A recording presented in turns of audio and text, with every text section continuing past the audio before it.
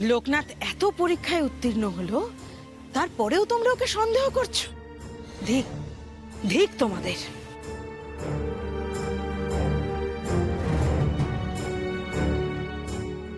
এতগুলো পরীক্ষায় উত্তীর্ণ হওয়ার পর লোকনাথ গুরুদেবের কাছে আদায় করেছে এই মন্দিরে পুজো করার অধিকার। কিন্তু কিন্তু এখন তো দেখছি লোকনাথ মন্দিরের সর্বে সর্বা হয়ে উঠতে চাইছে।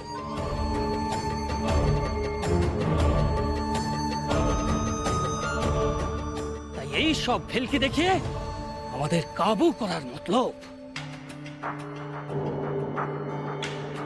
গুরুদেব, আপনি ওর এই সব চাতুরিতে একদম বিশ্বাস করবেন না, একদম বিশ্বাস করবেন না।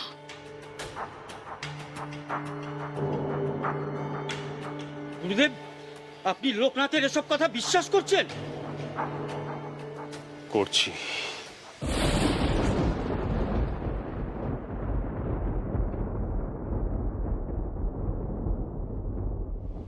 এ ভেলকি নয়, এ ভেলকি হতে পারে না।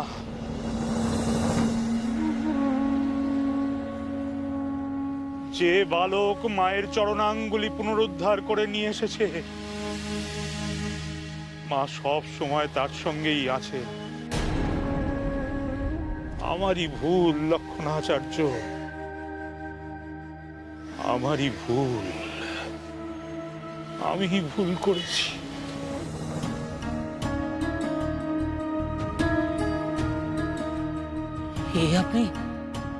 আপনি কি বলছেন গুরুদেব? আপনি কোনো ভুল করেননি, আপনি কোনো ভুল করতে পারেন না। আপনি আপনি কেন লোকনাথের কথায় এত দুর্বল হয়ে পড়ছেন গুরুদেব? না জগতাচার্য, না, আমি দুর্বল হইনি, আমি দুর্বল হইনি জগতাচার্য। আমি আত্ম অহংকারে অন্ধ হয়ে গিয়েছিলাম। তাই আবার আমি লোকনাথকে চিনতে ভুল করেছি। লোকনাথ, লোকনাথ, আমি অন্যায় করেছি বাবা।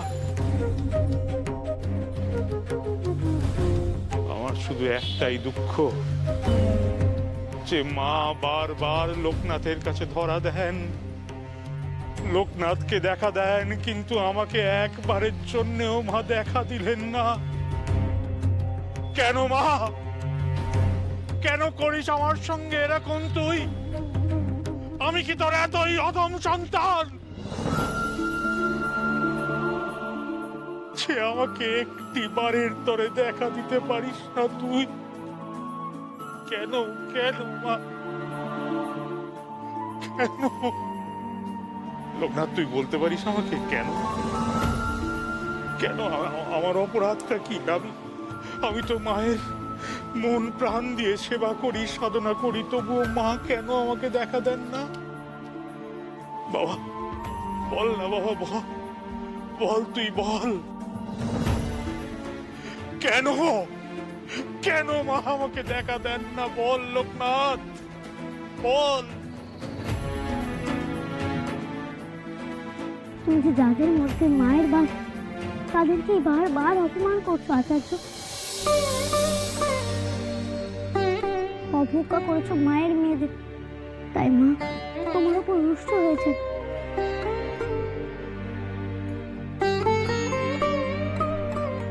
মা তো নিজেও মেয়ে বল, তবে কেন মায়ের মেয়েরা এই মন্দিরে ঢোকার অধিকার পায় না আচার্য?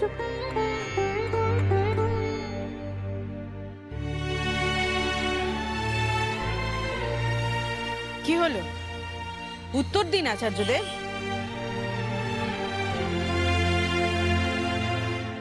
ভৈরবী, এর কোনো উত্তর, কোনো জবাব আমার জানা নেই ভৈরবী। আমি আমার মায়ের নির্দেশ বুঝতে পারিনি, বুঝতে পারিনি আমার মা কি চান। মারে, আমায় ক্ষমা করে দে মা,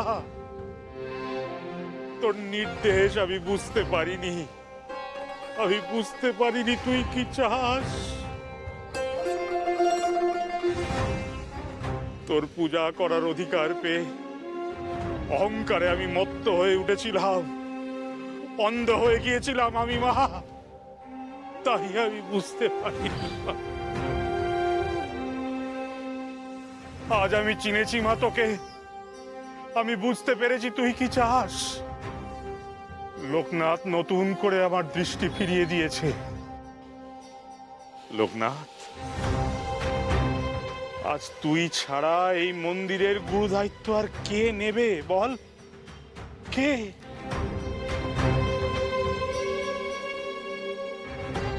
আজ আমি একটা কথা তোমাদের বলছি, তোমরা শোনো। এই অমাবস্যার রাত কেটে যাওয়ার পর কালুষা লগ্নে লোকনাথ মন্দিরের দ্বার উদ্ঘাটন করবে।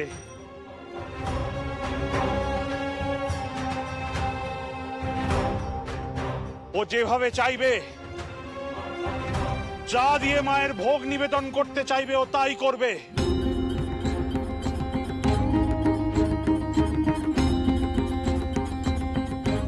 আজ থেকে আর মায়ের এই মন্দিরে নরবলি হবে না।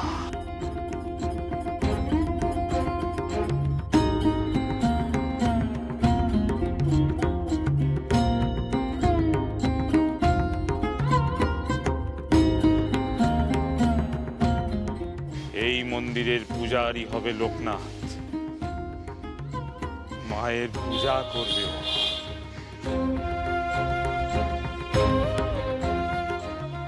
না গুরুদেব, না, কিছুতেই না। মা যদি বলি না পান, তাহলে কি আমরা তান্ত্রিকরা তৃণজীবী হব? মন্ত্রমতে মাংস ভক্ষণ অতীব পবিত্র। লোকনাথ, তুই কি মাকে তৃণভোজী করতে চাইছিস? আমরা দুধ, ফল, এসব নিরামিষ আহার গ্রহণ করে জীবন ধারণ করব। মা তো তাই চান, জীবন যাপনের জন্য খাদ্য আমাদের প্রয়োজন, কিন্তু অখাদ্য বা কুখাদ্য নয়। মায়ের দোহাই দিয়ে নরবলি দেওয়া, পশু বলি দেওয়া মহাপাপ। এতে মা কুপিত হন, কষ্ট পান। গুরুদেব, আপনি লোকনাথের এসব কুযুক্তি মেনে নিচ্ছেন কেন? আপনার কি মস্তিষ্ক বিভ্রম ঘটেছে? বাক সংযত করো লক্ষণাচার্য।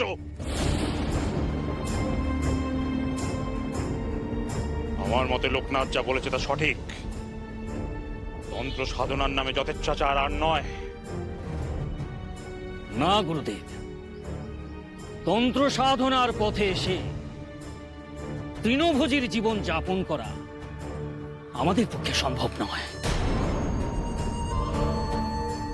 প্রয়োজন হলে আমরা আপনার শিষ্যত্ব ত্যাগ করব, ত্যাগ করব এই স্থান। তোমাদের যে অভিপ্রায় তোমরা তাই করো, তবে আজ থেকে মায়ের এই মন্দিরে নরবলি নিষিদ্ধ।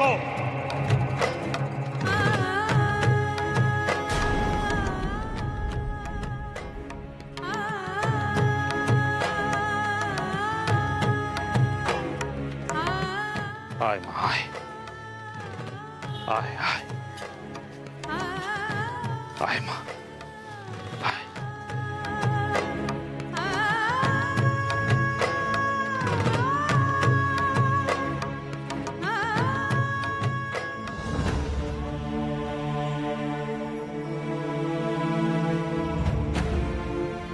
এতদিনে এই মন্দিরে মা সত্যিকারের প্রতিষ্ঠা পেলেন।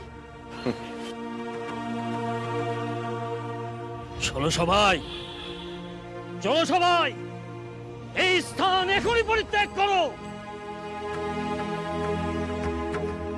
এই অনাচার আমরা মেনে নেব না, আমরা কিছুতেই মেনে নেব না। গুরুদেব, আজ আপনি যা করলেন তার ফল কিন্তু ভালো হবে না। চলো সবাই। শোনো তোমরা, মিছেই রাগ করছো গো তোমরা। মায়ের মন্দির সবার জন্য, কেন চলে যাবে তোমরা? মায়ের এই মন্দির কার তা একদিন প্রমাণ হয়ে যাবে লোকনাথ। শুধু সময়ের অপেক্ষা। হ্যাঁ, শুধুই সময়ের অপেক্ষা। চলো সবাই, চলো।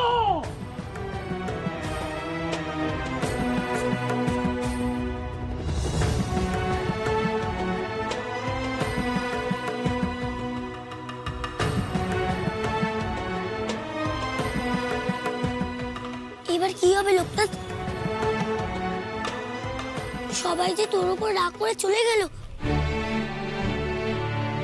খুব রাগ করেছে তোর উপর। দুষ্টু লোকেদের মিথ্যে আস্ফালনে ভয় পাস না বেনি। ওরা যা চাইছিল তা তো অন্যায়, আর অন্যায় কখনো মুখ বুজে সইতে নেই। এই জগতে যা হয় সব মায়ের ইচ্ছেতেই হয়। মায়ের ইচ্ছেতেই আজ এখানে নরবলি বন্ধ হলো। মায়ের ইচ্ছেতেই লোকনাথ এই কুপ্রথা বন্ধ করে আচার্যদেবের চোখ খুলে দিল। আপনি ঠিকই বলেছেন শ্রীমৎ। এ পৃথিবীতে যা কিছু ঘটে সব মায়ের ইচ্ছেতেই ঘটে, আর যা হয় তা ভালোর জন্যই হয়। লোকনাথ, জগতাচার্যদের কথায় তুই কষ্ট পাস না বাবা। একদিন না একদিন ওরা ওদের ভুল বুঝতে পারবেই।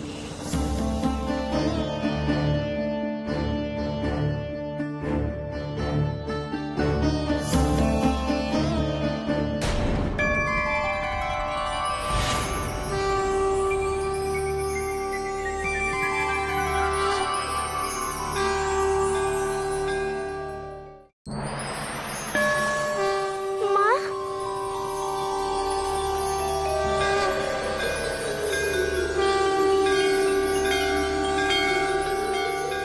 লোকনাথ, তুই আমায় বাঁচালি বাবা, তুই আমায় রক্ষা করলি।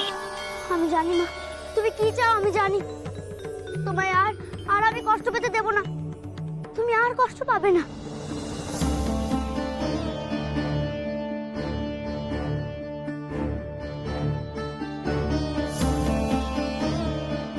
লোকনাথ, লোকনাথ তুই ধন্য। লোকনাথ, তুই মায়ের দর্শন পেয়েছিস। মাগো, মা, জয় মা কালী। মা, আমাদের প্রণাম গ্রহণ করো মাগো, আমাদের প্রণাম গ্রহণ করো। এই তো মা, তোমাদের সামনে দাঁড়িয়ে তোমাদেরই দেখছেন।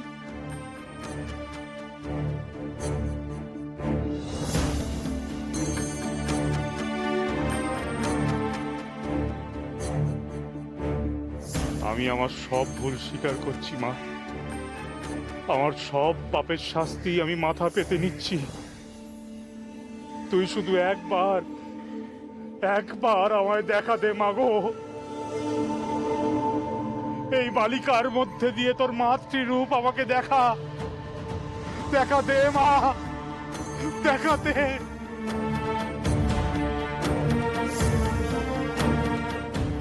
তুই তো লোকনাথকে কত সহজে দেখা দিস মা, আমাকে তবে কেন দেখা দিবি নে? কেন কেন মাগো?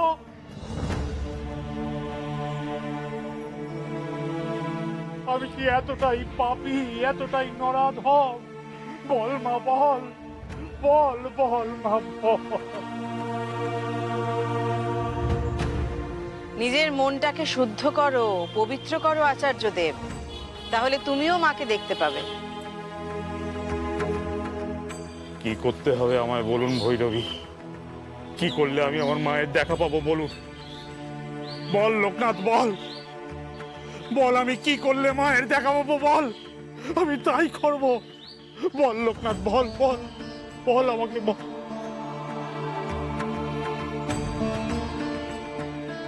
আমার আর বলি হবে না তো? না মা, না, এ কথা মুখে আনিস না মা। আমি মহাপাপ করেছি, মহাপাপ। বছরের পর বছর নরবলি দিয়ে আমি অত্যন্ত পাপ করেছি মা। আমি এই পাপের থেকে মুক্তি চাই, এই পাপের প্রায়শ্চিত্ত করতে চাই। আমি আমার পাপের স্খলন করতে চাই।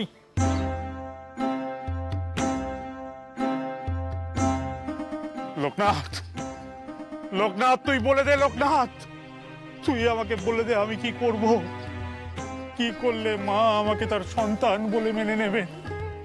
বলে দে লোকনাথ, বল লোকনাথ বল। মা যা চায় তুমি তা করতে পারবে? পারবো, পারবো, পারতেই হবে আমাকে। আমি এই মাতৃরূপী বালিকার পা ধরে প্রতিজ্ঞা করছি, মা যা চান আমি তাই করব, তাই করব।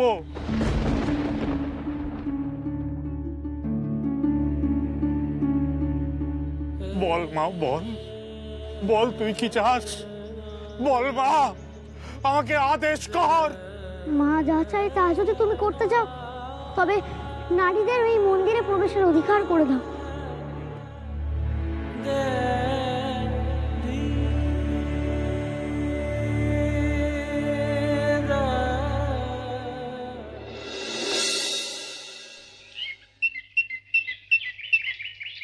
সত্যি আর যা কিছু হচ্ছে সবই লোকনাথের জন্যই হচ্ছে।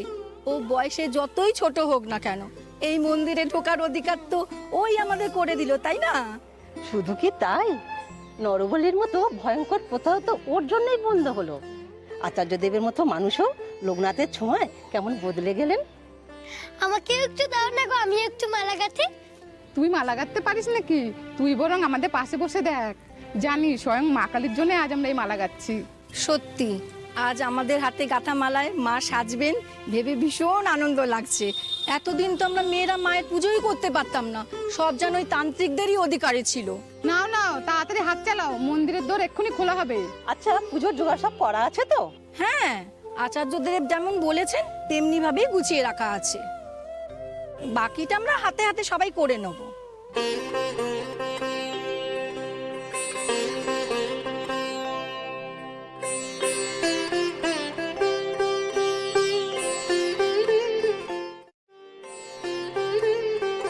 আজ তোমার অনেক দয়া বাবা ঠাকুর। আজ থেকে শুধু মায়ের না, তোমার জয়গানও গাইবো আমরা। ও কথা বলো না গো, তোমরা যে মায়ের মেয়ে, মায়ের সবচেয়ে আদরের সন্তান। মন প্রাণ দিয়ে মাকে ডাকো, দেখবে তিনি তোমাদের সব মনে বাঞ্ছা পূর্ণ করবেন।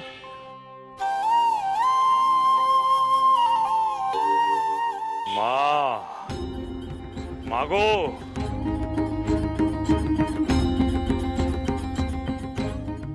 লোকনাথ এবার সেই শুভক্ষণ উপস্থিত। তুই প্রস্তুত তো? হ্যাঁ আচার্যদেব, এবার মন্দিরের দরজা তবে খুলে দেওয়া হোক, আমার মায়েরা সবাই বড় মায়ের দর্শন পাক। হ্যাঁ লোকনাথ, আজ তোকে সঙ্গে নিয়ে আমি মায়ের মন্দিরের দ্বার উদ্ঘাটন করব। মন্দিরে প্রথম প্রবেশ করবি তুই আর বেনি।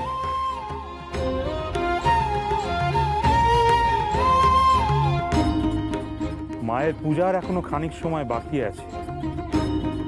মায়েরা এখন পূজার আয়োজন করুন, তারপর একে একে সবাই মাতৃ দর্শন করবে। আয় লোকনাথ। আরে মায়ের অঙ্গুলি, এই অঙ্গুলিতে লোকনাথকেই প্রতিষ্ঠা করতে হবে, তবেই তো আমার মা পূর্ণরূপে দর্শন দেবেন সকলকে।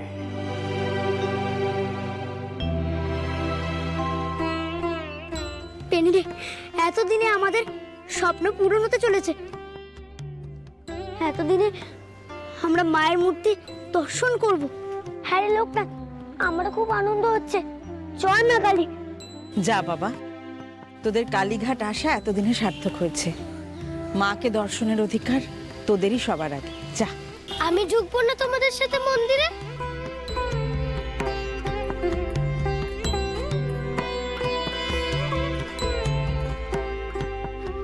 তুমি ঢুকবে না সে কি হয় মা? তোমারই তো ঘর, একটু তুমি সবুর করো। তোমার পুজোর জন্য একটু মন্দিরটা সাজিয়ে তুলি। ঠিক আছে। চল লোকনাথ, আমার মায়ের মূর্তি আজ তোর হাতে পূর্ণতা পাওয়ার জন্য অপেক্ষা করছে। চল। গুরুদেব, তুমিও চলো না আমাদের সঙ্গে। এতদিন তো তুমি আমাদের পথ দেখিয়ে এনেছো, তুমি না গেলে আমরা যাই কি করে বলো তো? আমি? হ্যাঁ গুরুদেব, তোমাকে ছাড়া আমরা মন্দিরে ঢুকবো না। চল বাবা, আজ তোদের সঙ্গে আমিও না হয় মায়ের চরণ স্পর্শ করি। আসুন শ্রীমা। মা, মাগো,